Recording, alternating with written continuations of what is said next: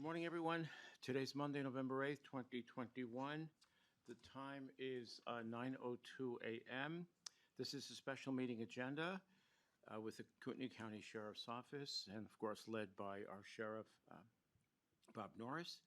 Calling this meeting to order, attending Commissioners Duncan, Brooks, and Filios. Do we have any changes to the agenda? No. I'm hearing none. First item, voting season review. I was going to say review. Sheriff? Good morning, Mr. Chairman, Commissioners, and members of the public, and my fellow co-workers. Here to give you an after-action report on our summer season from Memorial Day to Labor Day. And I gotta tell you, our team did an outstanding job. We were in community meetings where we would have citizens say, you know, we have never seen as much activity and as much presence on these waterways than we have this current year. The Coast Guard was here during 2 deployments, and they said that they were absolutely impressed by our activity and our work ethic, and it's a pleasure for them to come over and we learn a lot from each other. Talking to the incident commander on both of those, and they were very, very pleased with our activity level and our professionalism. Just to give you a brief overview, and then I'm going to turn it over to the Marine team, but we had 3 deaths on our waterways over this period.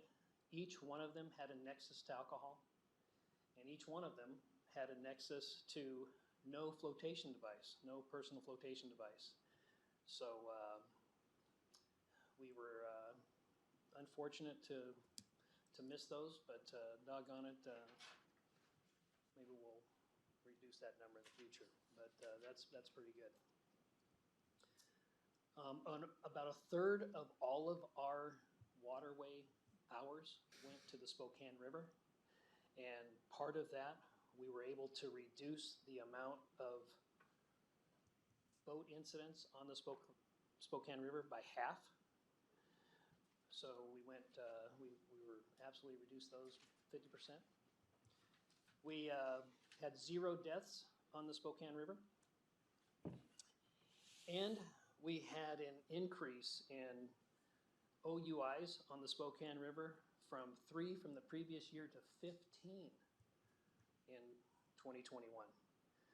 We had a 5 times the amount of excessive wake violations from 2020 to 5.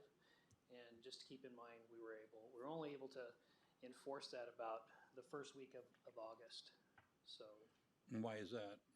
Because the ordinance didn't take effect until then. And yeah, so.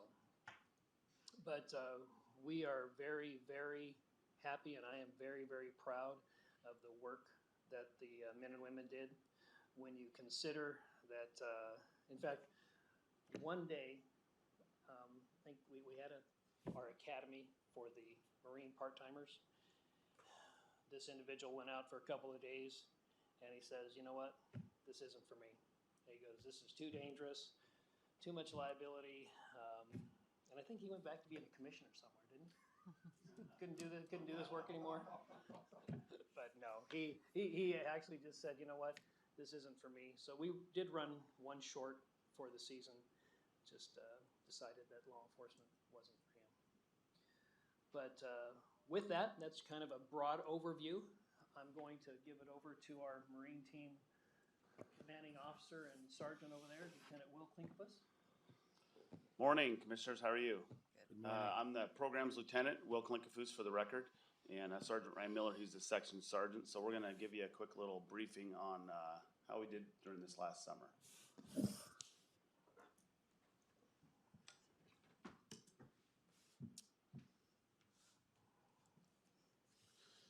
Okay, so just a quick overview for the Marine program in Kootenai County. We have 18 lakes and 54 miles of river that we're responsible for. We currently have 9 patrol boats. We do have boat houses on Lake Coeur d'Alene and the Spokane River. We have 4 personal watercraft. The section is ran by 1 sergeant, and there's 2 full-time deputies assigned. the screen needs to be down a little bit lower, but that says that there's 10 seasonal Marine deputies as well. Perfect. There we go. The chair. Thanks. Okay, that's okay. Alana's got it. All right, you get it. Alana for the save. Good. Thanks, Deputy Hunt. So, and that's up to 10 seasonal deputies during the summer. That's dependent on funding and whether or not we retain them if they decide they want to stay the whole summer sometimes. Technical difficulties. There you go. Okay, so the 4th of July weekend deployment, we deployed 1 sergeant. We had 15 total deputies that were assigned to that. We augmented from patrol, and we also augmented, I believe, a little bit from Post Falls. I think they helped out a little bit that weekend as well. There was 2 U.S. Coast Guard teams, 2 boarding teams, and some Coast Guard auxiliary. So that whole, it's basically a week, if you will. The 4th of July week is more than just a weekend. Super busy, lots of boats, lots of people that come here. And if it wasn't for that crew and the assistance from the U.S. Coast Guard, we really couldn't have done the job that we did. We would have really had our hands full. And so with that crew, we had a pretty good, safe weekend. I might add, if I could add on that, Will, is that we've had some department personnel that had retired, and they said that they had never seen as many boats on the Coeur d'Alene Lake than they ever have than this summer in 2021, and specifically that 4th of July weekend. So that's just a picture of the different patrol boats that we deployed, the 2 in the corners. They're the boats from the U.S. Coast Guard, and then the 2 sheriff's boats from the summer. So the Marine section, the Recreation Safety section also has a dive rescue team, just to give you guys some background on it. There's 12 certified public safety divers assigned to it, slots-wise. Currently, we're down 3 divers on that team. We also have 2 volunteer divers. One's a captain with Hauser Fire, and one's a local resident that owns a dive shop. These folks are on call 24 hours, 7 days a week. The call could come out anytime. Doesn't matter the year, doesn't matter the time of the year, doesn't matter whether it's summer, winter, fall. These folks get called out for all sorts of things. They do open water dives. They deal with the swift water rescue issues in the county, obviously responding to drownings. Ice rescue is a big thing, obviously, in the wintertime with all the lakes. They all freeze, not all of them, but most of them freeze over, so we have those issues. And they're also used a lot for evidence recovery, vehicle recovery, and things like that. So these guys are pretty dedicated. It's a very dangerous job that they do. And diving underwater is a dangerous thing, and inherently these guys are their goal to us, and they do a great job. So we also have a side scan sonar team. So this team deploys out. It's got 1 sergeant assigned to it, 8 deputies, and there's 1 volunteer as well. The top left corner there is the fish that they deploy that actually uses the radar that detects items. The bottom right is the ROV that we have that we also deploy. Once we find something, we can go down there and check it. It is regionally deployable, the unit is. We've been deployed into Montana. We've been deployed into Washington. As long as they contact the sheriff and we get permission, we'll go help others out. Located lots of different things. We've located vehicles, obviously bodies. It's probably not the most tenable thing that we like to do, but we give closure to families. That's the biggest thing in that case. That we can find their loved ones and get them home for them. And we also look for evidence. The plane crashed 2 summers ago. These guys are instrumental. They were on the water, I believe, within 8 hours of the crash. I was able to locate the wreckage and help us locate victims and get closure for those families. So it's a pretty big deal. Just something to note, that equipment on that team is aging quite a bit. It's very old. I think we've gone to Harbor Freight a few times to keep that ROV running, but it's still up and going, and we're doing the best we can to keep it going. Anything you deploy in the water that has electronics, you know that things kind of go sideways on you sometimes. So that team is something that we need to look at here in the future. So I'm going to turn it over to Ryan Miller for the stats from the summer.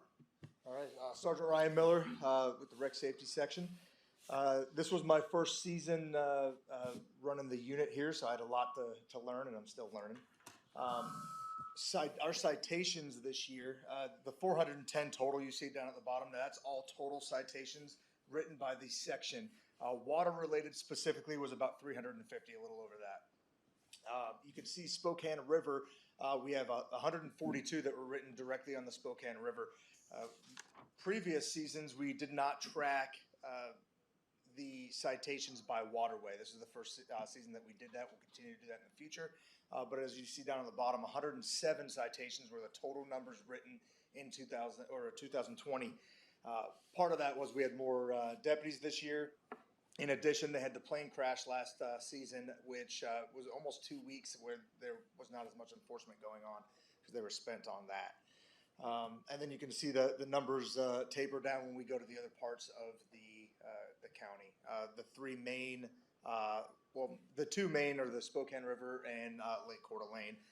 Hayden Lake is very busy. It's getting busier, and we just haven't been able to put as much enforcement on there, and we're hoping to fix that in the next few years. Hey, Ryan, if I could ask, Will, you've been involved with the program for several years. Just an estimate on the 2020 citations. Are we up 60%, 80% from 2020? Oh, we're definitely up, and I believe there's a slide that compares some of that. Yes. Yeah. There's another slide comparing up there, and we are up on citations. That is a fact. At least, 50%.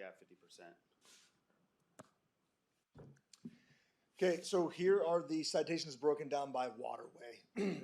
Something important to look at here is the wake zone violations. If you look, it's 4 over. The red is the Spokane River. So that was this year, obviously.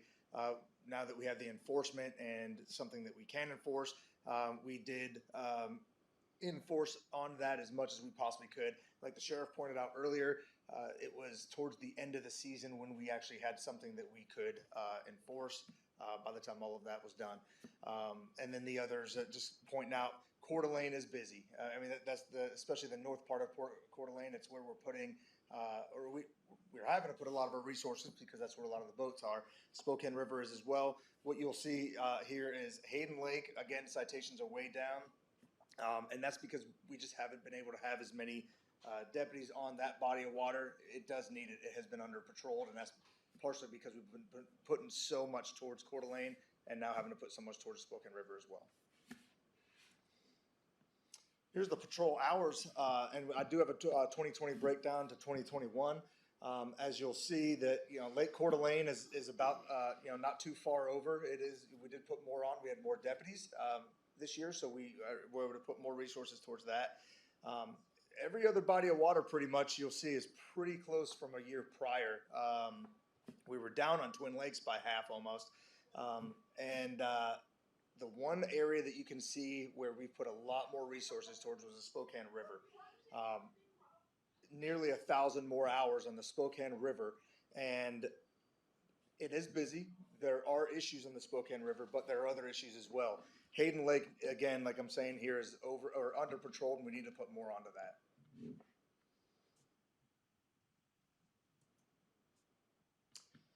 Our crashes last year, I don't have a total on here, but it's 18 this year and 17 last year. So we're about the same. Now this is reportable crashes. That's either an injury or $1,500 or more in damage. We have a lot more crashes that aren't reportable. We also have a lot more crashes that are reported to us but don't meet the state requirements. So these are the state requirements. And if you see on the bottom, the entire state had 60. So we're a third of the entire state, and we don't hold that much waterway.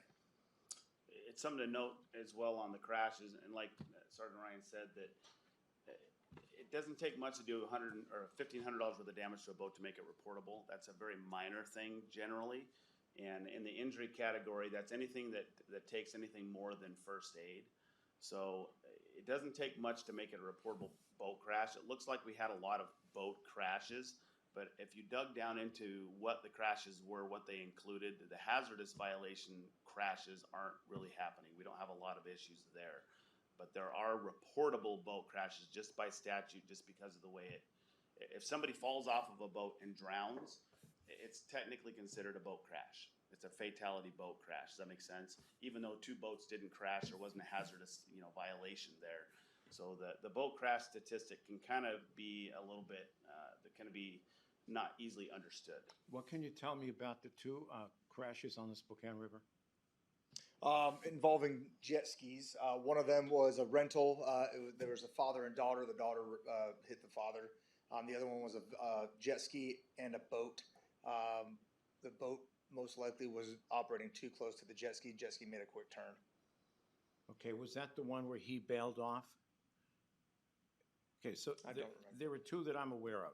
There was the one where this jet ski was essentially demolished. He bailed off just in time. The boat veered the other way. I don't know if it was reported. I think it was earlier on in the season. And then the second one that I'm aware of was the one where the child suffered the broken arm.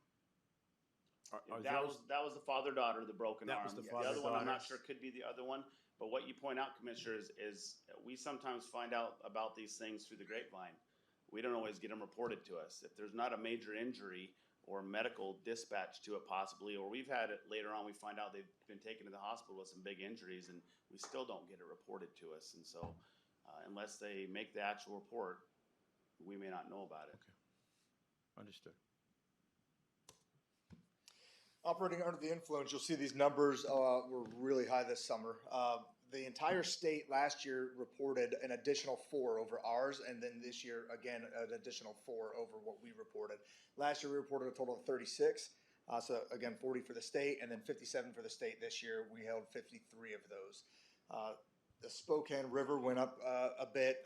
Lake Coeur d'Alene also went up. The picture in the bottom right corner you see there is Operation Dry Water. That is the fourth. It's now over the past several years been the 4th of July operational weekend. It's a 3-day period. The entire country can participate in it. I think there was 7,500 law enforcement officers this year that participated in that throughout the country. Kootenai County for that, we reported 11 in that weekend, which is the highest in the entire country for an agency our size. And an agency our size is 16 to 100 officers that are working it. That shows you that it is an issue in our area. It is something that we are paying very much attention to. The operating under the influence, like the sheriff pointed out, the 3 boating-related incidents that we had this season were deaths were all alcohol-related. So that is going to be a big focus for us moving forward as well. Here's the Spokane River specifically, some statistics we have on that. The next several slides will cover. We have 9 miles in length, and that is from Lake Coeur d'Alene to the dam. Below the dam is not patrolled during the summer months because of the water depth. The widths are anywhere from 350 to 800 feet. You'll see actually on one of the slides that there's an area that is a little bit wider than that, but not for boating. It's too shallow there. As a reference, a 60-foot dock on each side of the shoreline takes away 120 feet of navigable waterway. What that points out is that where the boats can actually be is going to be pretty close to the center of the river in many areas. Idaho Department of Parks and Recreation currently reports, and I actually just got the reports for 2021 the other day and haven't been able to update it, but it hasn't changed. We're 20,000 primary registered boaters with an additional 4,000 secondary registered boaters, meaning they primarily boat or report to boat some other area. Here's just kind of a picture of the Spokane River with some of the widths on there. I know some of it's a little bit difficult to see a lot of this area here. This is going to be just west of the Highway 95 bridge in the Atlas area where they're doing a lot of building. You got 500, 400 feet in a lot of those areas there. The Atlas project is something we're going to be watching in the next several years, especially because they now have a swim area. There's a dog park right there. You have a kayak-only boat launch that's going to push a lot more paddleboarders and kayaks out into the water. And on the south side where the county is, they're getting ready to do a lot of building there. That's going to really make that a narrow area there. How many docks do you anticipate the Atlas project will add? I do not know that right now, sir. So far, I have not seen anything go through the Department or Idaho Department of Lands because I will get those once they go through there. But you can just see how they're clearing the trees and getting ready over there. Now, the city project on the other side of the bridge, 60 slips? 60, yeah. South side. In the Harbor View area across from the Blackwell Island RV park there. There's some planned there, yeah, 60 slips, I think 30 PWC. 36 boats and 22 jet skis. Yeah, total. Okay. Yes, and that is approved. That's the city of Coeur d'Alene is the owner of that. They're putting that out to bid, but they are building, and apparently there used to be one there many years ago, so it's going in the same area as that. So that is on the east side of the Highway 95 bridge, closer to the Harbor Center. The issue we're going to face when the new park comes to fruition is the dual use, the non-motorized kayakers, paddle boarders, swimmers, folks with their dogs. There's going to be a lot of mixed use in that area from various entities, and it's not a very wide portion of the river. In years past, way back past, there was log booms and things in that area that they've since taken out. But again, it's going to become a very congested area that we're going to have to come up with a solution for in the next couple of years. Your depth in that area in the summer pool is 8 to 20 feet generally. Bottom line, increased traffic. Yes, sir. Yeah. This is getting closer to the Harbor Island area, just showing some of the widths there as well. And again, you have a lot of docks in that area on both sides.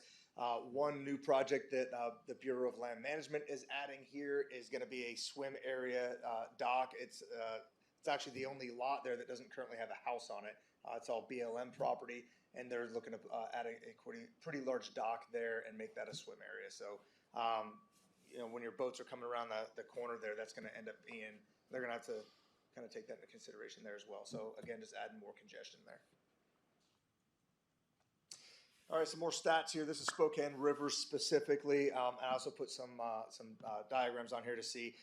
One thing that we've gotten a lot of calls this season, and I know the sheriff has gotten a lot of as well. And we have two different perspectives. One, you guys are out here and you patrol too much, and two, you're not out here enough. I will say, out of all of the enforceable contacts that we made, a traffic stop, we had a reason to stop someone. We had about 4,000 stops that we made.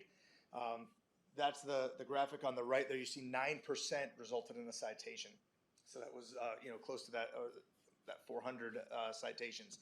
So a lot of those they're still getting enforcement. It's in the realm of education.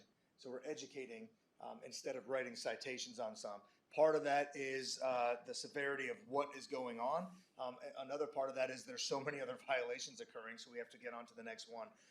So we're going for some of the most severe that we see are the ones that are going to end up in a safety hazard.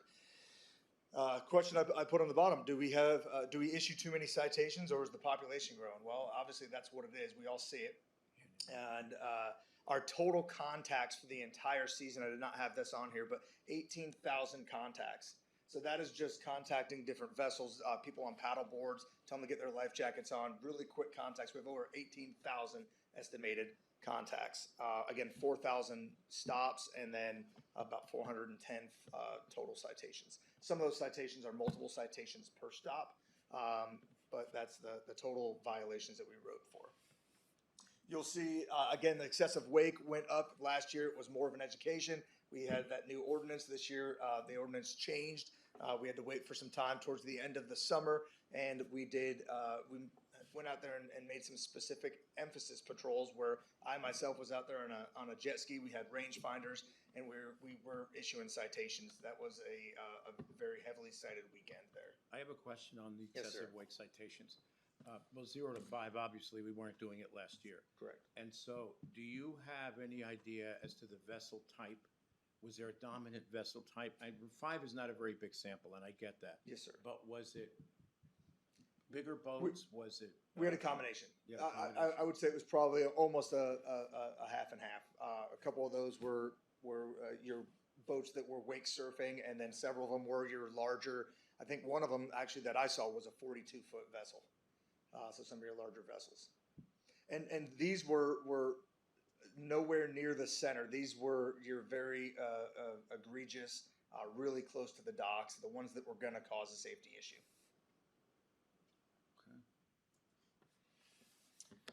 Okay. 2022. I'm hoping for a higher Marine deputy wage.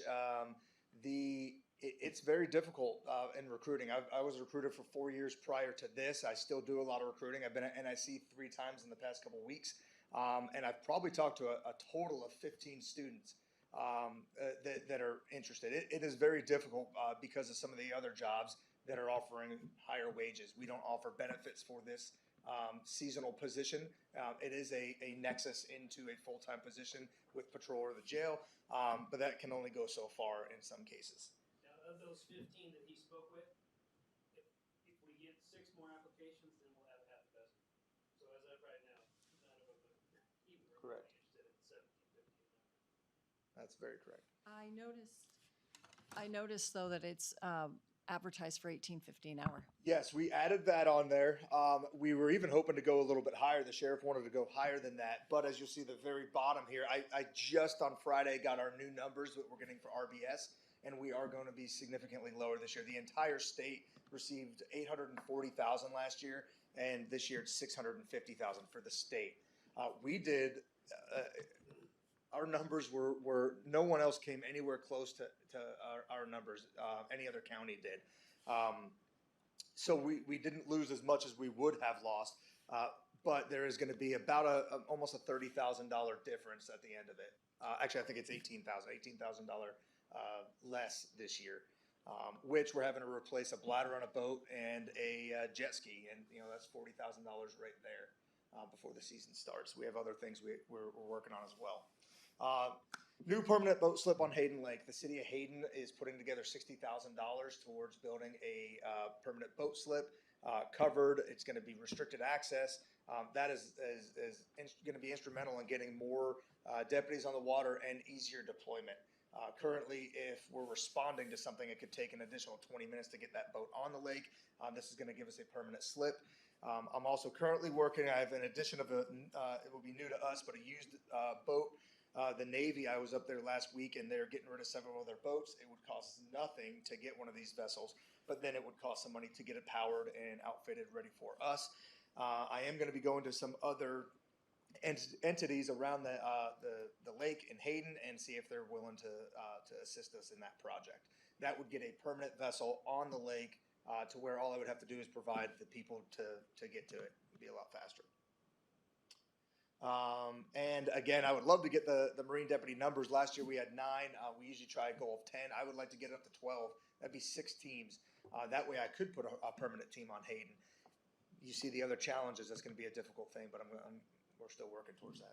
But you have an additional full-time now, correct? So you'll have 3 full-time plus you.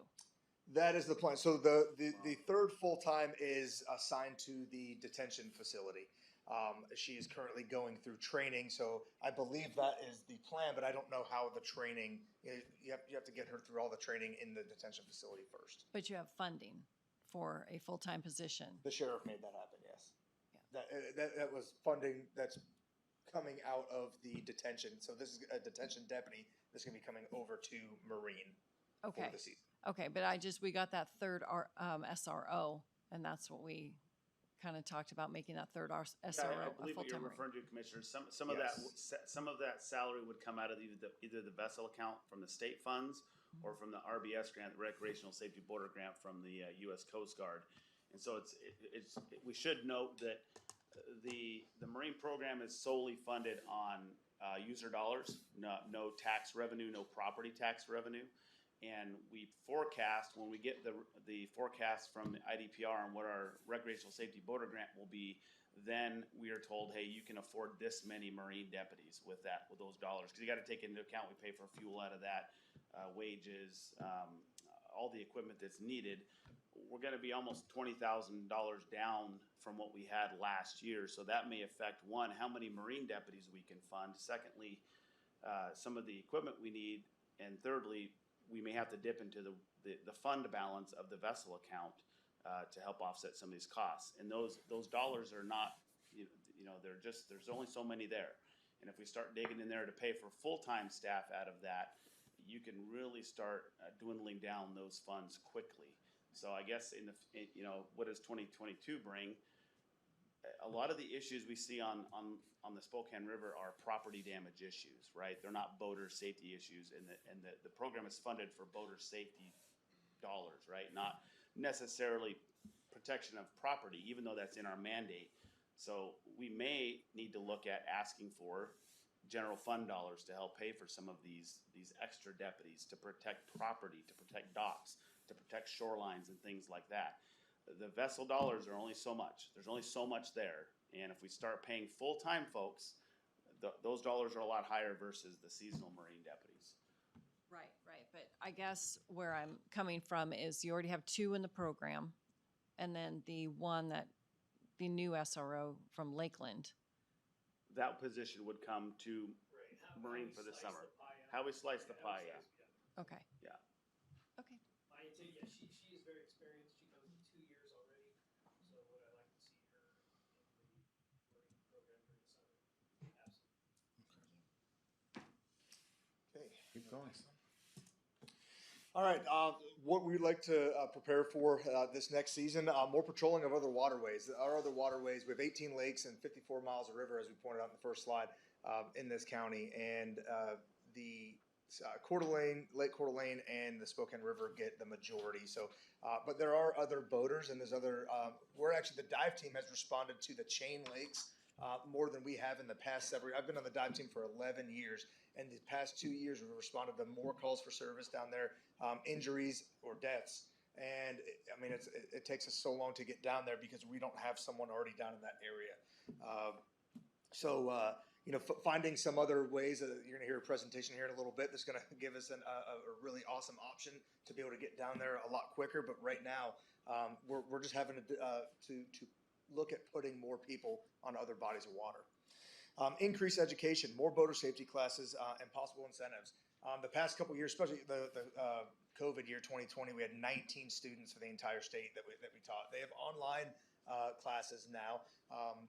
That all goes back to the program. The more people we teach, the more that relates to points for that is attached to a dollar amount. So we're trying to get that up, plus just to get the overall education out there. So this year we had about 120 students, and we're looking to increase that as well. Trying to find other ways, partnering with rental companies, going to some of the marinas around here and offering door prizes potentially to get more incentives to get people in the door. So education is going to be huge, and that's something we're going to work on.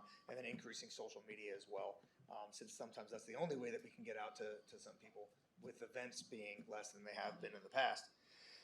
Continuing the visibility patrols, we want to be out there as much as we can. The numbers that I showed you as well, these numbers, they don't include my numbers. They don't include when a lieutenant comes out or some others come out. So, we're actually out there even more. I have my backcountry unit as well that will, if they're not doing something in the backcountry, they will come out and assist us on the boats as well. So those are lower numbers. Some of the numbers are even higher. We're trying to be as visible as we possibly can and help with the enforcement out there.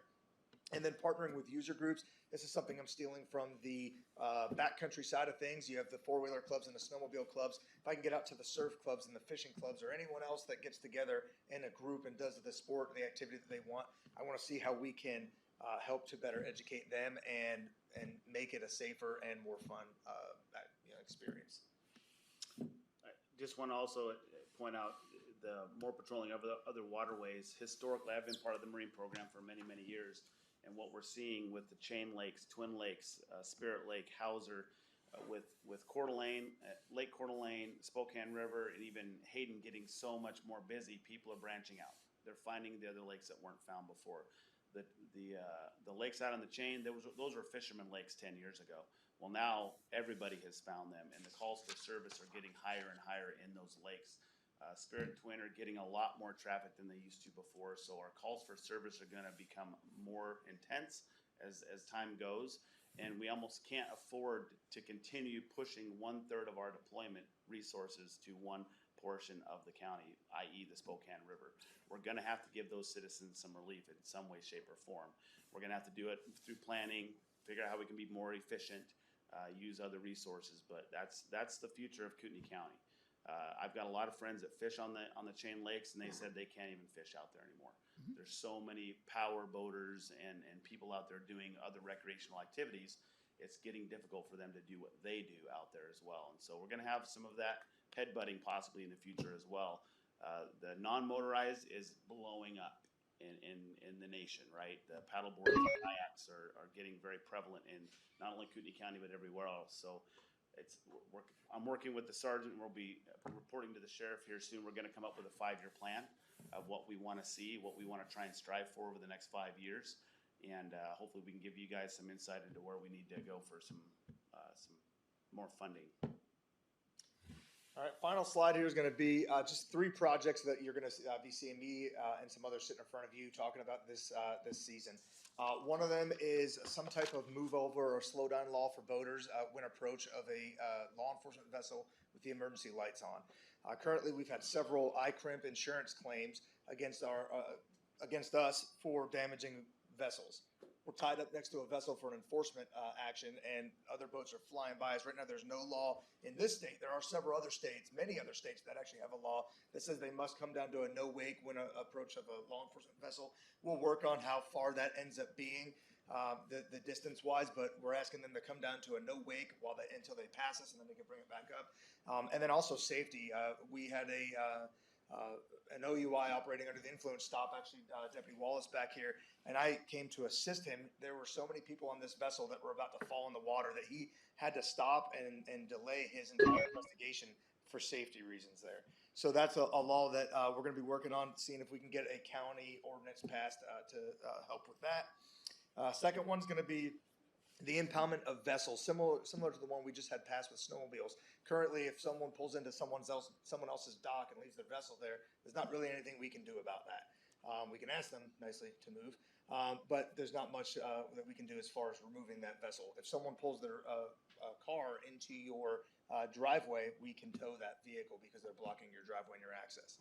If I pull my boat on Jim Stafford's, there's nothing, he can do that? Well, he might do something about it. And lastly, this was brought to me by full-time Marine Deputy Trawl. He's going to be working on this. There's currently no ordinance in our county for jumping off bridges or other similar structures, and obviously that is a very dangerous thing. We have teenagers that will stop their car on the Blue Creek Bridge over on Highway 90 or Interstate 90, and they will start jumping off the bridge. We get called, but there's not really much that we can do from the jumping off the bridge standpoint if they're not blocking traffic or anything like that. So these are 3 projects that we're wanting to look at, and again, this is going to be overall safety. And that is all I have. If you have questions. I have a question on the last slide. Can you just go back? On the no wake upon approach of law enforcement with emergency lights, would you want to see us amend or pass an ordinance for the next boating season to address that? Yes, this is going to be a project we're working on now. Deputy Walls has been taking lead on that. He's done a lot of research, has other ordinances in other states, and this is something that we would like to get moving on before this next boating season. So Yes. People really aren't adjusting their speed when they pass you. Some of them do, some of them don't. Currently, it's just not anything that everyone knows about. Sure. And we'll ask them to slow down, but yeah, there's nothing that we can really do to make that happen.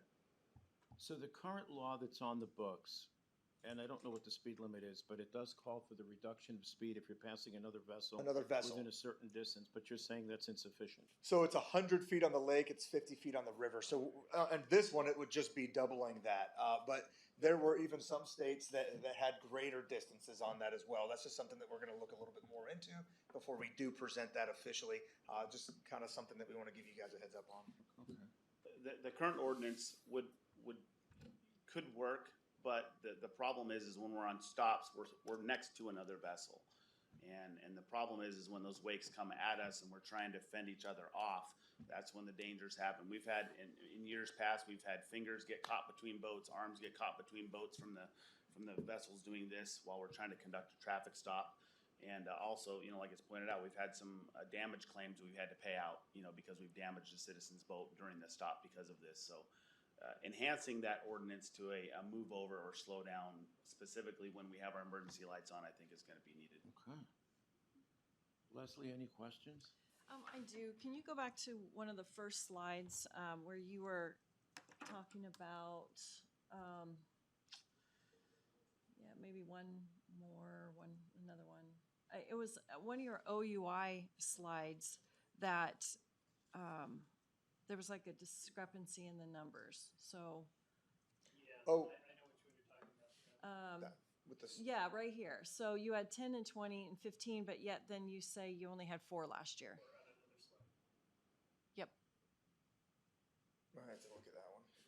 I think What was the discrepancy? I believe that 10 is Is wrong? Typo. that should be It's probably a typo. Yeah, it should be 3, and I think it's Post Falls being that. We will confirm it for you, Commissioner, Okay. and get back to you and make Okay, sure so we're we got accurate that. with it.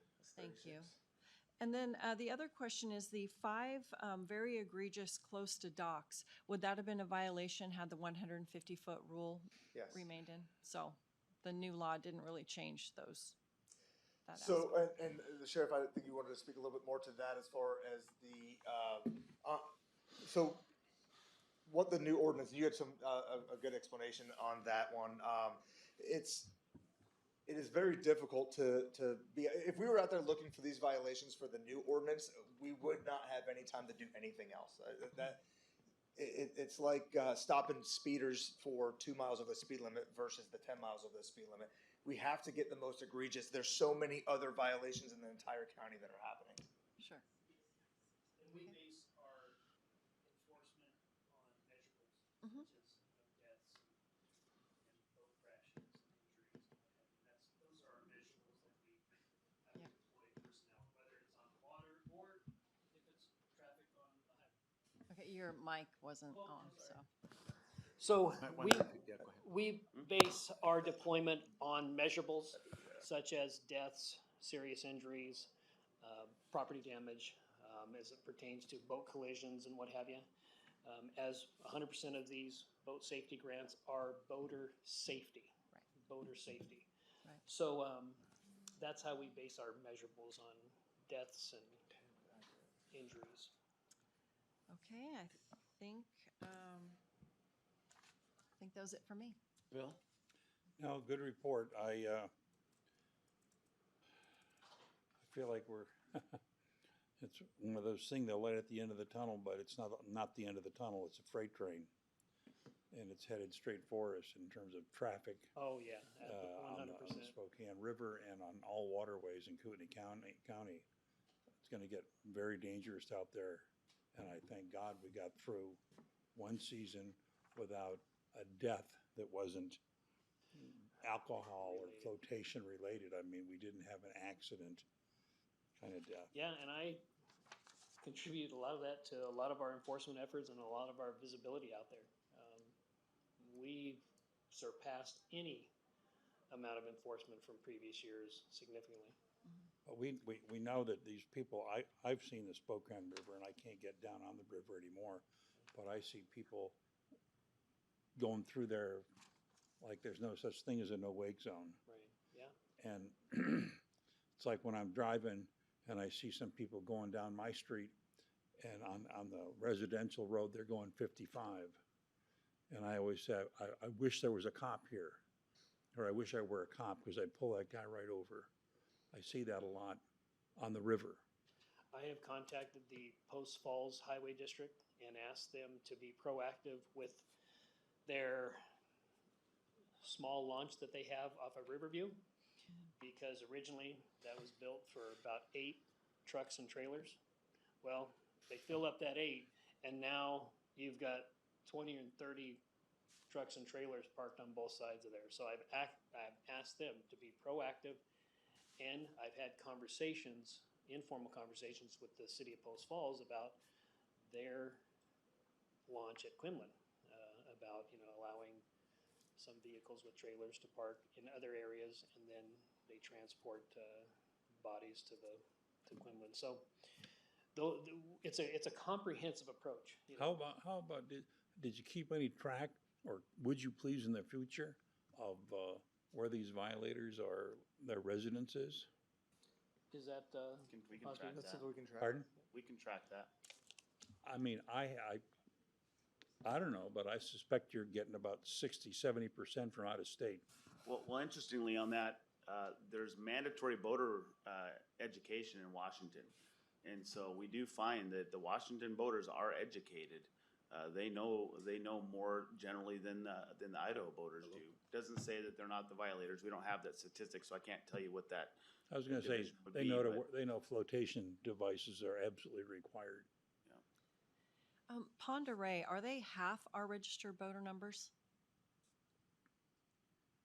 Are they more than Lake half? Pend Oreille. Like, Bonner County. Bonner, yeah, yes, Bonner County was 12,000 Okay. registered voters. They have the most boatable acres in the state. So By we far. are double our next closest person Correct. in the, but yet we're only 1/3 of the statewide. Well, and interestingly, if you look back all the way, I've got a document back from 2009 where we reference the IDPR reporting just under 20,000 registered boats in Kootenai County, 11 back to years ago. 2009. And now they're reporting that we're at 20,000 in-state and 4,000 from out. So I don't, Yeah, No, Yeah. there may be issues there. roger that, ma'am. Can you go So- back to the prior slide, the one that you had up for Leslie?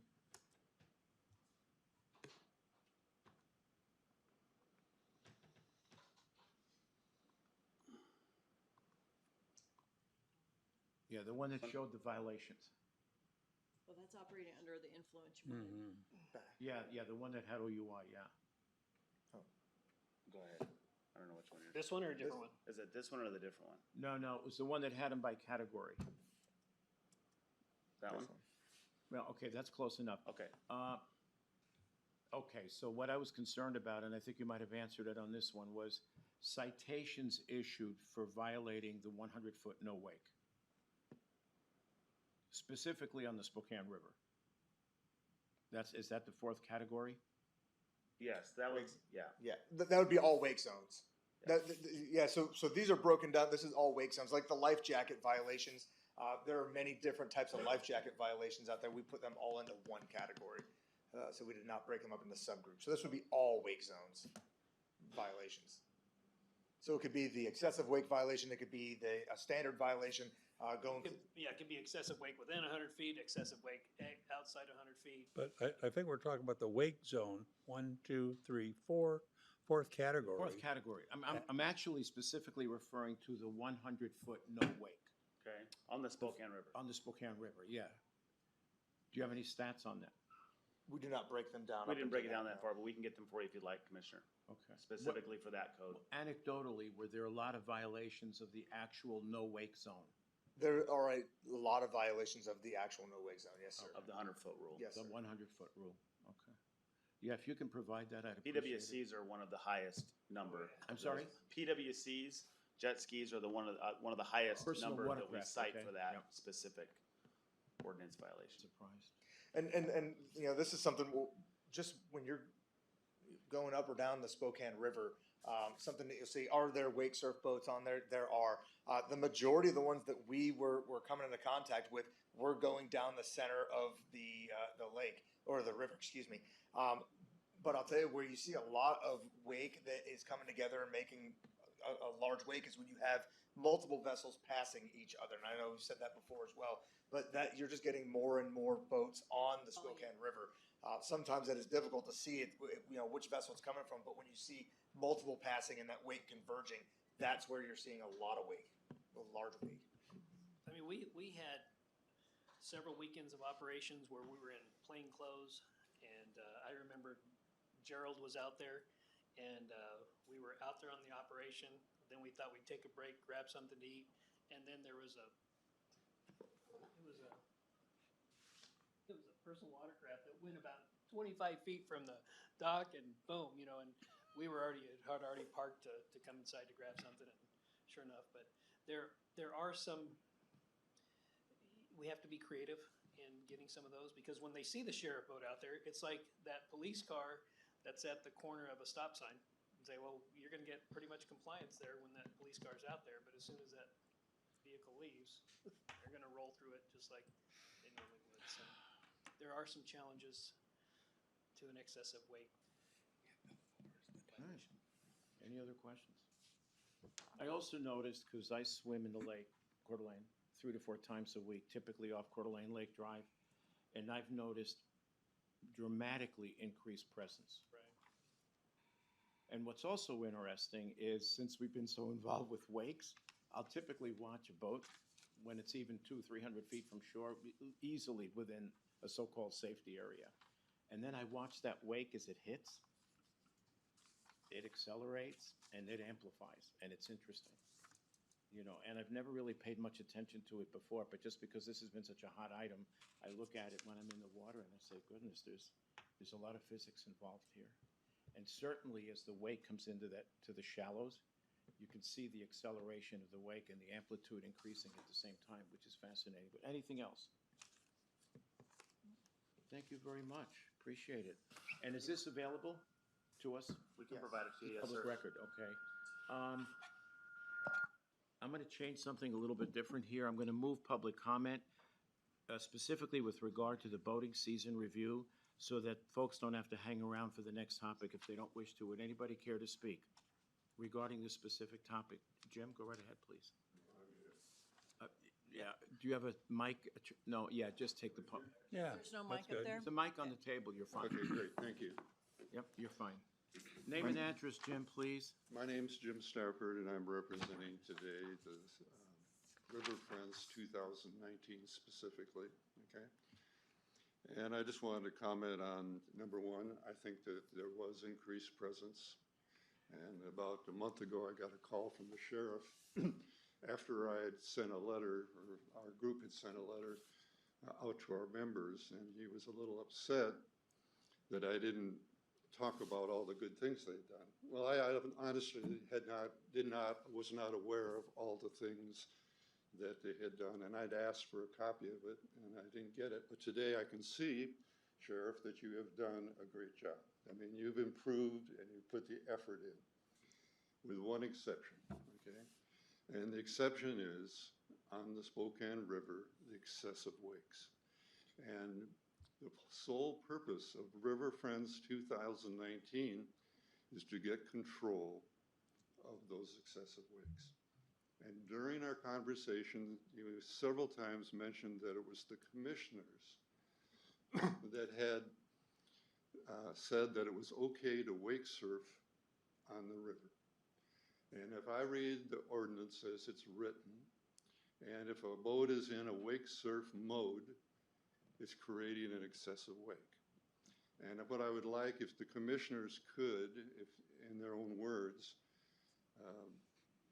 clarify what their interpretation is of the new ordinance. Is it that if I'm in this wake, and in addition, the sheriff put out a memo reinstating the 150-foot zone.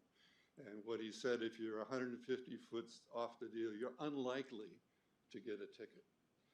At 150 feet off the shore, most of the boats, large boats, small boats that are plowing, those that are in wake surf mode are creating an excessive wake, and they should be cited.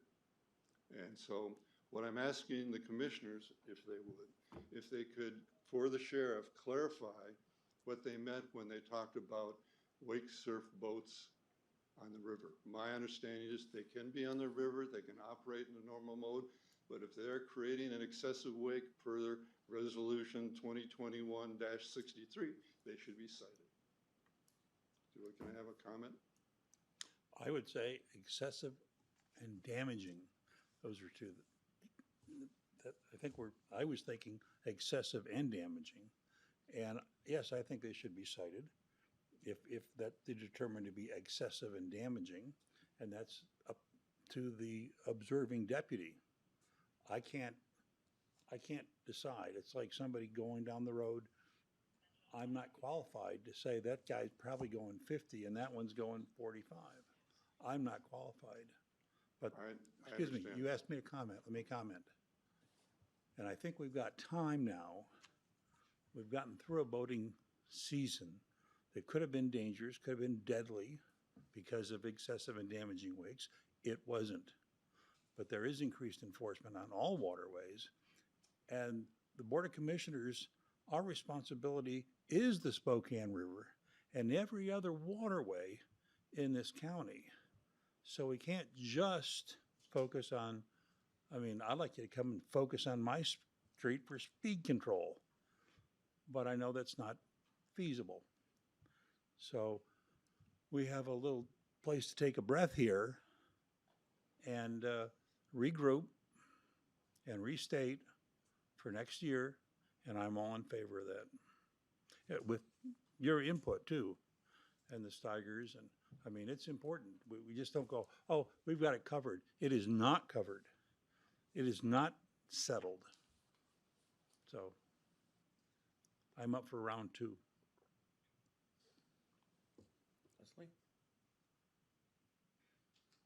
I think the ordinance is clear. You generate an excessive wake, it should be cited. It's that simple. When Bill refers to damaging, I believe that's in state code, because code does make specific reference to a damaging wake. I don't have our ordinance before us. I don't know that ours actually calls out damaging, the word, but we tried to bring it into conformity with state code. So if it's an excessive wake, no matter the vessel type, it can be a large vessel, it can be towing, it can be wake surfing. An excessive wake is what we've defined.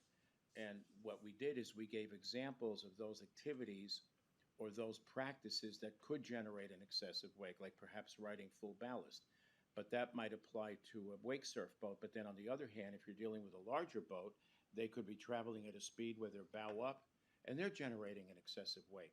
So I think the ordinance we passed is about as clear as we can get it, short of using mathematical, empirical type stipulations, and that's almost impossible. So I think what we've written is clear, and I think basically it's for law enforcement to use their best judgment. We never outlawed an activity. Looking at the level of growth on the river and in the population as a whole, obviously the river reflects that. At some point, I think you're going to see the Spokane River turn into a no-wake zone. Well, will it happen this year, 2022? I doubt it.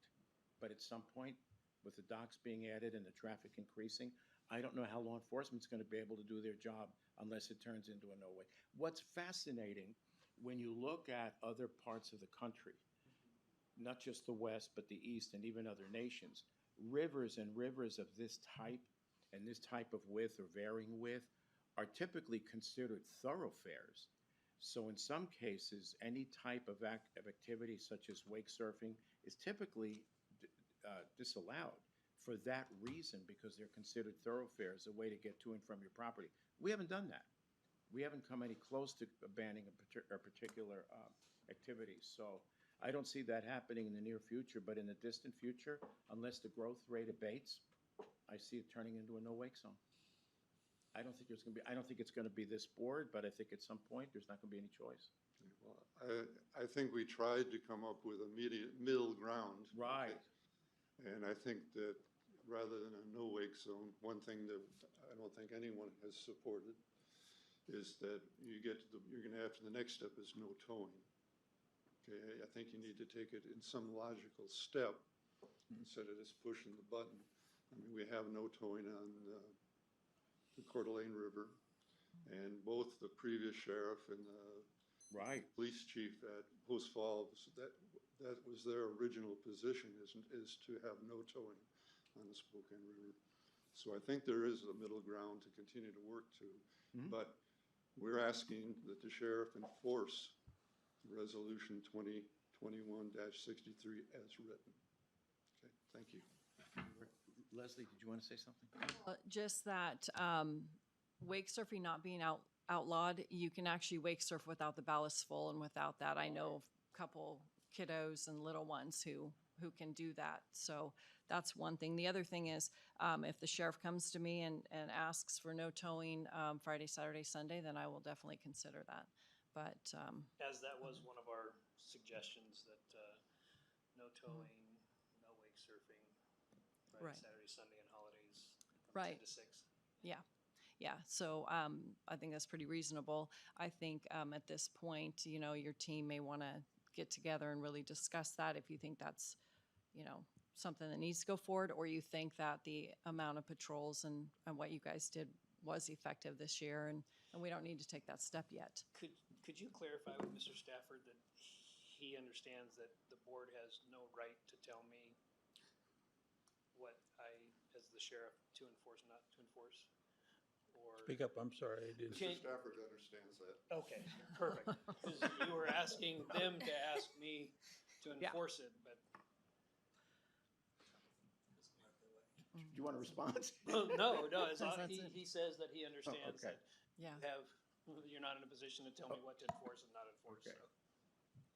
So. Susan, did you want to speak? Thanks. Yep, I'm going to have to limit you to Yeah. 3 minutes so that we can get on. Okay, thank you. Susan Steiger, 11831 West Riverview in Post Falls. I'd also like to support the increased presence, and we were out briefly this summer on our jet skis, and there was a plainclothes officer out there watching us very closely, and we minded our P's and Q's in that regard. I also want to comment that the proactive, the comments that Sergeant Miller made about trying to get ahead of the issues is really, really good. Will's comment, I'd like to clarify something or comment on. He made the comment that the issues on the river are more property damage than safety.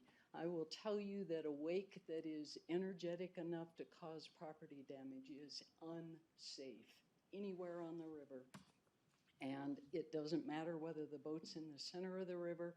If it's making a huge wake, it is unsafe and it's damaging, and the physics support that. So trying to differentiate between property damage and safety. If it's property damaging, it is also unsafe.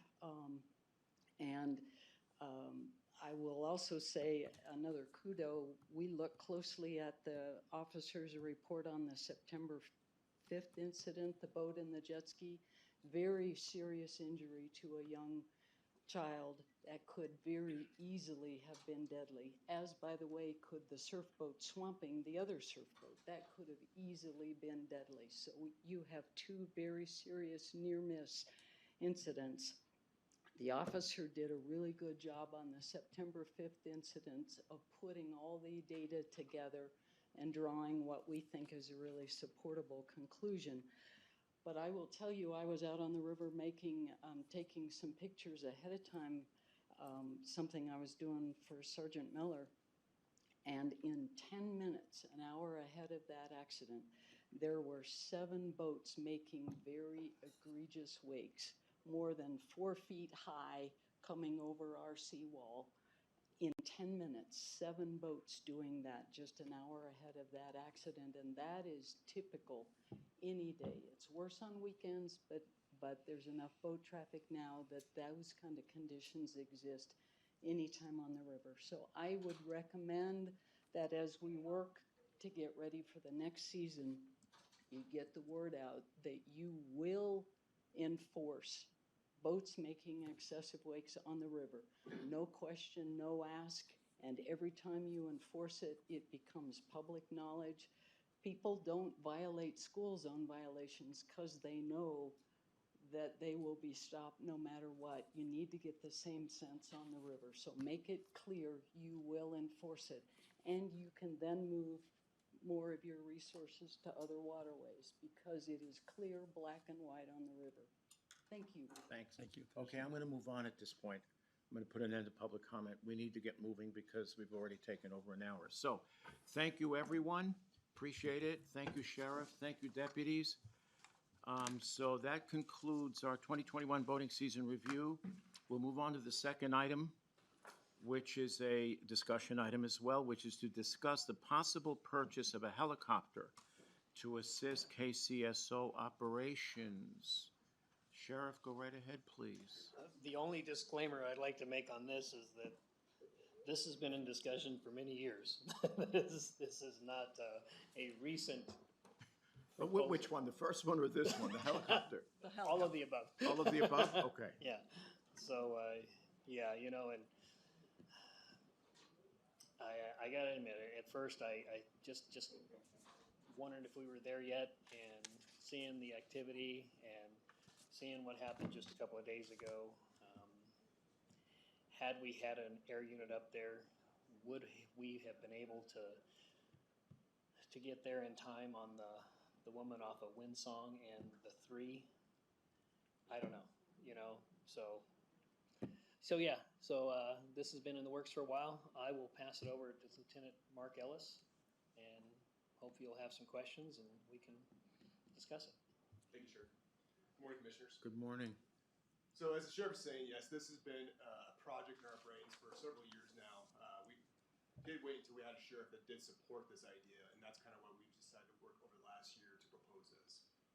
So what I'll do is I'll go through the proposal and explain how our unique way of paying for it is probably very good for our citizens right now. So what our goal is to create actually the first air support unit in the state of Idaho. There currently is no from law enforcement or fire medical rescue right now. What we would do is primary goals of search and rescue functions. I think it's no secret we have a massive area of woods in our area. The national forest, 330,000 acres. We average 24-ish missing people a year, and that's out in the woods. And then on top of that, we have the missing children throughout the county that we try to deploy air assets at all times. Yeah, can you turn that one off and then pull that one over and see if So that's, you're getting feedback? yeah. Okay. Is that better? Can you hear him? Pull it to you. Oh, wait. Oh, she'll hear it. There Is you that go. better? Yeah, you can't turn the stick mics off, unfortunately, so, okay. So the primary goal will be search and rescue missions. We also want to do is help the ground patrol deputies, and that's responding to high-risk incidents such as pursuits, SWAT altercations, anytime where a deputy could use that aerial support and limit the exposure that deputies have. As well as we'd have active patrol flights, and that's for more of deterrent of crime. And I'll go through a couple studies that shows you what a helicopter does into that. Also, we like to respond to natural disasters. And so one of the big ones we had was the Bayview fire. And so I've talked to KCFR. They would have loved to have that air asset available to give them a real-time view of what was going on in the fire, where to deploy their assets to. We've talked about, well, could a drone work? No. The reason is the drones have to have visual line of sight, so you actually have to be able to see the drone. And with a helicopter, you can get up above that, and you can actually get an aerial view of the incident going on. That would be the same with our flooding that we have every year in our county. That would be a great tool for asset management. So going on to why a helicopter. Well, one of the things it does is there's been studies that shows one helicopter equates to 7 to 10 patrol cars. So if you're driving down the road, I think Mr. Commissioner Brooks just talked about this already. You see a patrol car, what do? You slam on your brakes. You slow down. You don't want to get a citation. So that's what one patrol car does. Now you put that patrol car 1,500 feet up in the air. They see that helicopter. They don't know who it's looking at. That's a deterrent of crime right there. So in a few square miles, it will essentially shut down the burglary activities. So this is the proposed design. We're looking at a Bell 206 L3. It's a 7-seat helicopter. It has a C30 engine, so it gives us the lift to actually do certain things with it. One of the things that we're really excited about is KCFR has said they are interested in joining with us and supplying 3 medics to it. So right now, if we respond to, say, the Horse Haven airstrip, which we do many times a year for injuries on the ATV accidents, it takes an ambulance roughly about 45 minutes to an hour and a half to respond to that. With the helicopter, we can get medics up there in under 10 minutes. So that's a huge savings right there as far as life savings. Just one more that studies I was talking about. So the idea for the helicopter would be available 24/7, and that would be for a call-out status for search and rescue, for SWAT applications, whatever it may be. The other part we've talked about, that Sergeant Miller was talking about, is responding to the chain leaks where we have to bring the divers down there. That's another one. Driving lights and sirens, it's about 45 minutes down there. We took a private helicopter and we got to the chain lakes in about 7.5 minutes from the Riverview area. So we can always take divers down there and get them deployed much quicker. We like to have probably 2 or so flights a week, and that's just patrol flights. There won't be scheduled days, but it's a deterrent again. So there's no secret that we're growing up around this area. What we like to do is get ahead of the crime wave right now. So that way we'd want the helicopter. It's not the major role of the helicopter right now is the crime deterrent, but we want to make sure that we stay safer than our folks to the west of us right now. And so we want to get this helicopter up there so people can see it, know that we're watching, make sure that we can actually try to prevent as much crime as possible. And then also we talked about doing emphasis patrols. One of the ones we've talked about is waterways. And so we did a study or a test this summer where we actually took up a private helicopter just using a cell phone, and we were able to see the wake violations from the helicopter. So if we actually had a real camera system that could actually zoom in on the operator of the boat, we call ahead to the ground units and get ahead of that as well. And then the special events. 4th of July is a huge weekend for us. Always, we have many incidents that we want to have a house for. So we like to have that helicopter ready. During the BLM riots, a helicopter is extremely useful for documenting all the crimes as well as pushing out the protesters. As we talk, we're going to have 3 EMTs from KCFR that are going to be part of the team. Future capabilities, we talked about doing hoisting capability as well as fire suppression buckets and then avalanche search equipment. One of the programs we have right now is if you have a family member that has dementia, Alzheimer's, such that they can put the bracelet on and it's a radio frequency. Well, the nice thing is when you're doing the ground, that's a pretty much a line of sight. So if you have a mountain, that disrupts the signal. You put a helicopter 1,500 feet up in the air, that covers the entire area of that radio signal. And so the helicopter can help find those people much easier. So that'd be one of the future goals for the helicopter. This is going to be a regional. And so we've talked to Bonner County, Shoshone County, Benoit has expressed interest. So it would not be just for Kootenai County. This is truly the Panhandle area as well as Montana and Washington on the approval of the sheriff. So kind of get into how we plan to do this. The pilot group, we've already have 10 volunteers that have said they want to fly for us. They're all ex-law enforcement or ex-military. We'd have 10 tactical flight officers. That'd be from the Kootenai County Sheriff's Office, Coeur d'Alene Police, Idaho State Police, and possibly Post Falls. We actually have Mountain Power Aviation is a company based out of Sandpoint, but they all live down here. They have said that they want to supply us a mechanic for the helicopter free of charge, as well as they want to pay for 2 pilots to actually to man the helicopter. Then we have the unit supervisor and the medic supervisor. So the helicopter, we've kind of identified, there's one at the Coeur d'Alene Airport right now. It's a local gentleman here. He's actually a master instructor for mechanics, and he is rebuilding his helicopter from the ground up right now. The nice thing about that is it's going to have 0 hours on it, so there's no forecasted major maintenance for probably at least 5 years. You never know what's going to happen, just like you can pull a new car off a lot right now, it can break down, but in theory, it should not have any major rehauls. There was a helicopter out of Little Rock, Arkansas that crashed, a police helicopter, and it was brought up here. And the gentleman who owns it donated us the FLIR, the spotlights, some police radio equipment, the downlink system. So we have all that for free of charge right now. So what the sheriff really did, and this he introduced us to a gentleman, Mr. Todd Stam, who owns Aspen Homes. And so we kind of talked about our program, and we discussed why a civilian helicopter wouldn't work versus a law enforcement helicopter. And the main reasons for that being is that you have to have the camera, the police radios, and the computers. Every time we fly with Spokane County, we have to fill out FAA regulations saying why a police or a civilian helicopter would not work. And so we explained it to Mr. Todd Stam why it would not work. And he goes, well, let's get you a helicopter. So here's kind of what we thought of. Let's try to minimize the cost to the taxpayers of our community. So to this day, what we've done, we've got approximately $600,000 committed to purchase this helicopter privately and then donate it to the county. The nice thing about that is it's just there's no upfront cost when the helicopter goes between $600,000 and $1 million. What we were looking at do is have it donated to the search and rescue, and then the county commissioners will have to accept the donation of the helicopter. Mr. Todd Stam has also donated the hangar space as well, and so we'd have to do a sublease agreement through the commissioners, but that covers the cost of housing the helicopter, as well as the initial purse. There's also a dolly system that they've donated. It's about $50,000 to actually get it in and out of the hangars. So right now we've acquired most of the equipment we can. We anticipate the out-of-pocket expense annually is about $71,500.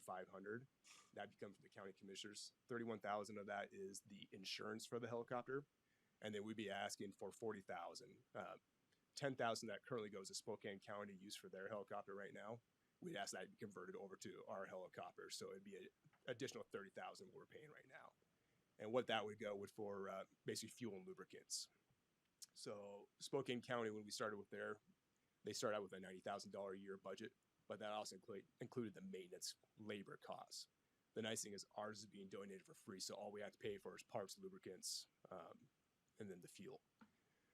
On top of what the county would be paying, we try to get Coeur d'Alene, Idaho State Police, and Post Falls, and any of the surrounding counties, along with KCFR, to contribute to that. So the actual budget would probably be closer to about 70,000 a year, and I'm estimated about $70,000 a year for fuel maintenance. And that could fluctuate depending on how many Question, when you agencies. say 70,000, is that the figure that people would be contributing towards? Let's say people, the other counties? It's hard to say Or is it exactly. our piece? No, so what I would ask for is 40,000 come for, well, it'd be 71,000 coming from the county, and that covers insurance, and then $40,000 for fuel and lubricants. Kind of the purpose of this meeting is just to see if you understand conceptually if this is something that is worthy of further conversation, is where I think this particular meeting. So conceptually, there is also talk of having a fundraiser per year to subsidize some of the costs too, and head up by many local businessmen and women that are prominent in our community that just want to give back. So What's the worst case scenario if we accept this helicopter and then down the road, people stop wanting to be so Worst generous? case scenario is it would go back to the founding group that donated the helicopter. Okay. And so that's what the contract would state, is that if the county decided they no longer wanted to house this helicopter or use this helicopter, it would go back to that founding group who donated it. Okay, that's very important that we don't establish something that all of a sudden we have a rusting right. helicopter out in the air at the airport. Yeah, no, we have a pretty robust group that really wants to give back to this community, and that this is their passion and the way they want to do it. So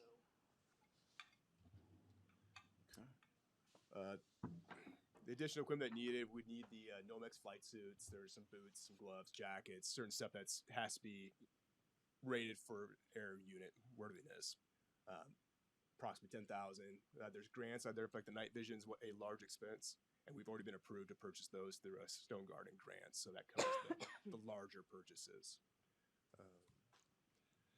The recurring expenses, you have the maintenance, obviously, which luckily Mountain Power is going to cover the cost for that. We just have to buy the parts and lubricants. And then what we'd like to do is continue to look at, it's called the DERMA website, the federal surplus website, and try to stockpile any spare parts we can. So our goal is, again, just to make this very cost effective and not cost our community. Try to minimize the cost to our community. And I think we came with a plan by the private donations. And then the continues, like the sheriff said, we plan to do fundraisers every year. Go out to the airport, have the people show the helicopter, and that would help supplement the actual maintenance costs, the ongoing maintenance costs. And that's the same thing that says right there. Some of the legal considerations is kind of like Commissioner Brooks was saying. We have to say that it will only operate by the Kootenai County Sheriff or their designee. Should we no longer use the helicopter, it will return to the donors, the founding group, and that would be all a contract. The VOCC needs to accept it and allow it to be stored on county property. Since the hangar is at the airport, it would have to be a sublease agreement that the county would have to lease to themselves. And then we have a contract for the pilots. The 501c3 is actually what it is through the Kootenai County Search and Rescue. And then the insurance addition of $31,000 a year. And that gives you a $25 million liability. So I'm happy to take any questions or Questions? I think that's a really good start on having a really in-depth discussion in the short term about whether or not we can do this.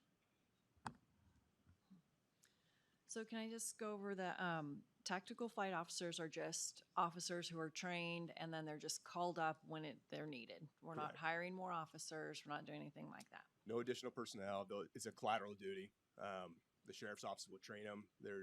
I used to be a tactical flight officer for Spokane County. I've been trained down in Los Angeles. We currently have one that's assigned to the Spokane County Air Unit that has a TFO, and he'd help train. And then we have another previous officer who's been a TFO that can help train. And what do you do as a tactical flight officer? So the tactical flight officer's main job is to handle the law enforcement side of the helicopter. So that would be answering the calls for service with our dispatch. That will be using the computer, using the spotlights, and using the FLIR. So actually directing the ground units, conducting the searches themselves. In tactical situations? Exactly. Okay. And Go ahead. just in the last several months, we have used private helicopters pretty frequently. In some of our major investigations, when we were looking for the suspect out of Spirit Lake, that had, was a murder suspect down in Benoit. Some of Mark's ongoing investigations that we use these men and women that volunteer their time. And would it have been beneficial on Friday or last week? I don't know. You know, it's hard to tell. I don't know how this vehicle was missed so close to the to where this lady was missing from, but Yeah. it does have value for further conversation, I believe. One of the examples, since we do have Spokane counties available, I'll give you an example. When I was a tactical flight officer, they had a missing person that had dementia. Currently, right now, if we ask Spokane County to use their helicopter, we'll get about an hour's flight out of them until search for it. And so we did fly him down to Highway 3 on this missing person that the sheriff's talking about, and they gave us about 45 minutes flight on that one. When I was a tactical flight officer in Spokane, there was a person with dementia, and we had no idea where they were. We did almost 3 full days of flights until we actually found them, an essential needle in the haystack. We found the vehicle out in the woods. And so that's kind of one of the big things is, yes, Spokane County has that asset for their community. We are a separate community. There's no doubt about that, that we need to have our own available assets to help us in that situation, that the sheriff can dictate when we need to actually deploy that and for how long we can deploy that. Okay. So I just want to go over the money just real quick again. So if this were to come forward mid-year, you would take the 10,000 from Spokane. You would probably be able to absorb the 31,000 for insurance, but the 40,000 for the lubricant and fuel, do you need that year one? No, I don't anticipate that year one. The 10,000 should be able to cover year one. Okay. If it came to fruition, I would anticipate probably April or May, and so the year would be essentially close to being over. The $10,000 equates to about 92 hours of flight time, and so that would cover a fair part of the summer right there. Okay. So as far as my take on this, for search and rescue, $70,000 to save one life, kind of a no-brainer. So I don't think we're there yet as far as needing it for actual enforcement. So I know you know the laws. I just want to make sure that, you know, we're clear to the public that this is not eye in the sky now and we're going to be hunting your backyard for you and stuff like that. You know, it's... Absolutely. And we'll train every TFOs about the legalities of having search warrants. If you're specifically looking into anybody's property, you have to have a search warrant, minus any exceptions. Sure. But I think it's kind of invaluable regarding the search and rescue stuff, because how many people have we just lost this year, right? Absolutely. So, yeah, I don't know what your next step is, but I think it's a decent idea. I'd like to see a spreadsheet with a lot of this data. I don't have much experience with helicopters, but I did fly one regularly back in my height. I didn't pilot it, but we flew it among all our facilities when I was working for Digital Equipment Corp, but even between there and Logan Airport in Boston. And it was a great asset. But I have a couple questions. Number one, when you talk about eyes in the sky, drone technology is pretty advanced, and drones can get where helicopters can't. The argument that you can save a life, any county, 170,000 or 20,000 can make that argument. The difference between us and Spokane County is we are heavily wooded. So if you're talking about the hoist capability in the future, if you're going to try to make a case for this, you better have hoist capability on day one, because otherwise, eyes in the sky, you're not going to convince me that you can't do that with a drone, not with current drone technology. And so... One problem with drones, you can only go to a max of 400 feet, and that doesn't cover very much ground. Again, you have to have line of sight, too, so I can't deploy a drone into the mountains. You can't deploy a drone at 1,000 feet? No. There's FAA rules that don't allow it, and most drones actually have internal sensors that don't allow you to go above that. But if you're using it for law enforcement, are you still bound by that limitation? You are, because that goes into the airspace where it could cause the crash. It doesn't have the same technology that transmits itself to other aircraft, and so that comes as a liability issue that FAA said no to. Okay, so that may be a potential liability or a plus for the helicopter versus the drone, but then the drone can get to places where the helicopter can't, obviously, because you can hover even just a couple of feet off the ground. Correct, yeah. And there's definitely a case for both. So those mini drones that we use right now, we use those actively for the Yeah, you SWAT have two of them, applications. don't you? Yes. Yeah, so we use those for SWAT applications where we actually go inside the residence and look for a suspect. We also use them for crash investigations, crime scene documentation, that kind of stuff.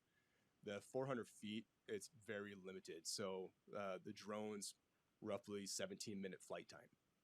17-minute flight time doesn't give you much search and rescue time. Okay. So plus they just don't have the range, the camera capabilities that a helicopter can. Yeah.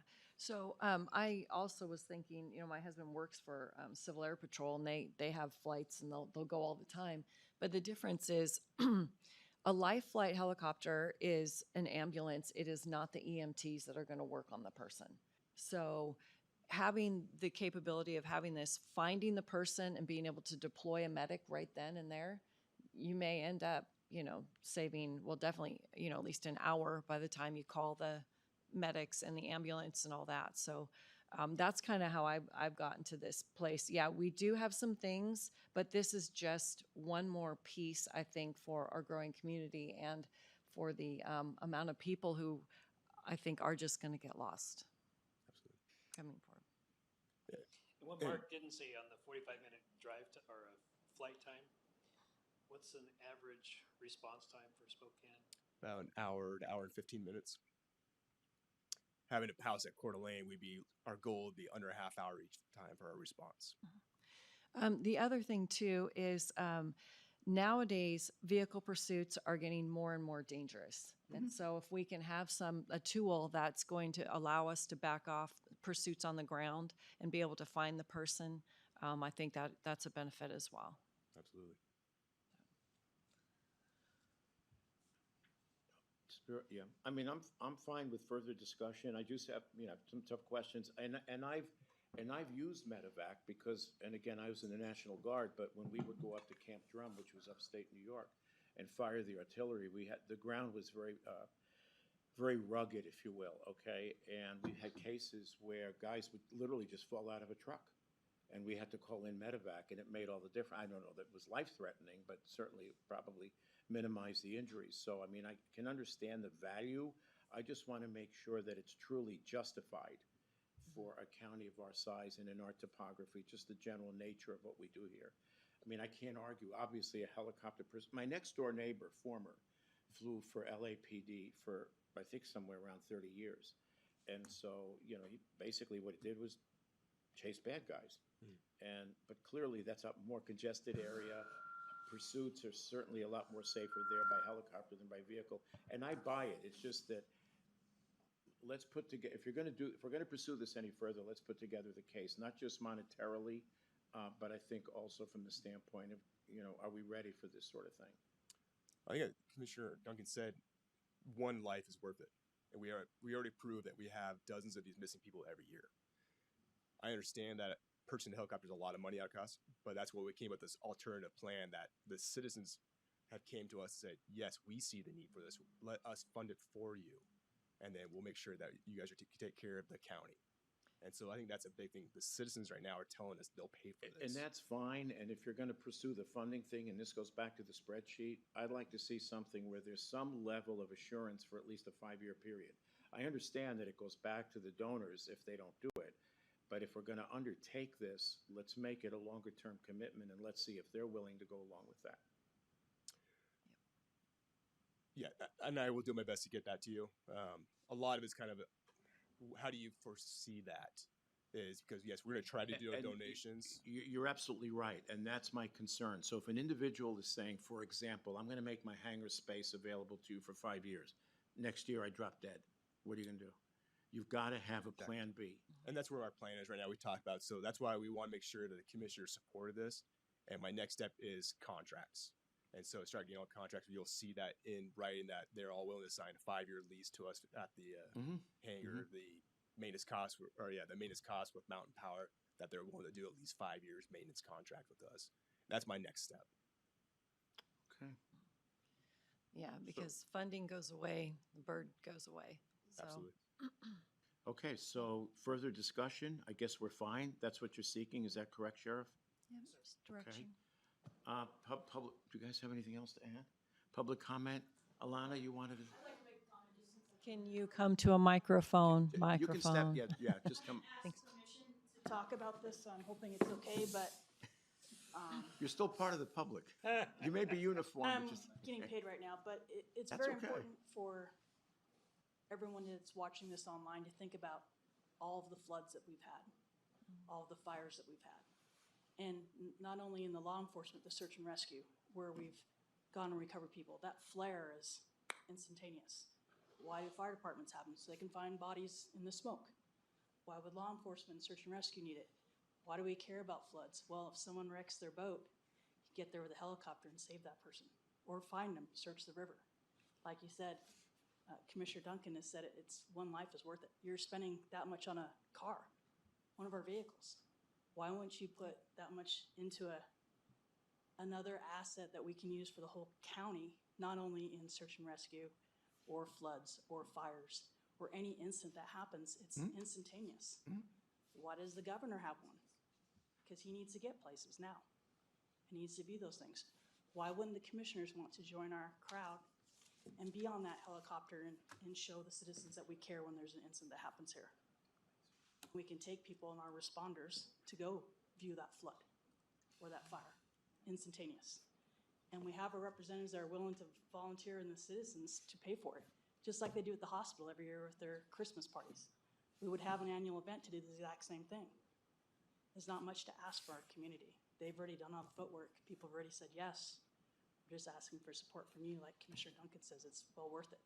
You're spending that much on a vehicle, and a deputy's wages is over $100,000. This could be used for everything. We want to be progressive in our county. We want to save lives. We want to show people that we care. And this is one of the means that he's already done all the legwork. People said yes. Let's go get it. Okay, fair enough. Have that annual event, just like they do for the hospital. We'll have an annual event for us. It's not too much to ask. It's just my only comment. Thank you. Thank you. Anyone else? No? Okay. No one online? Okay. So I have 11:34. 10:34. 10:34. Oh, I didn't adjust this. This is not on satellite. Sorry. You got me there. I'm just testing to see if everybody's doing it right. Anyway, okay, so if it's 10:34, meeting is adjourned. Thank you, everyone. Good morning.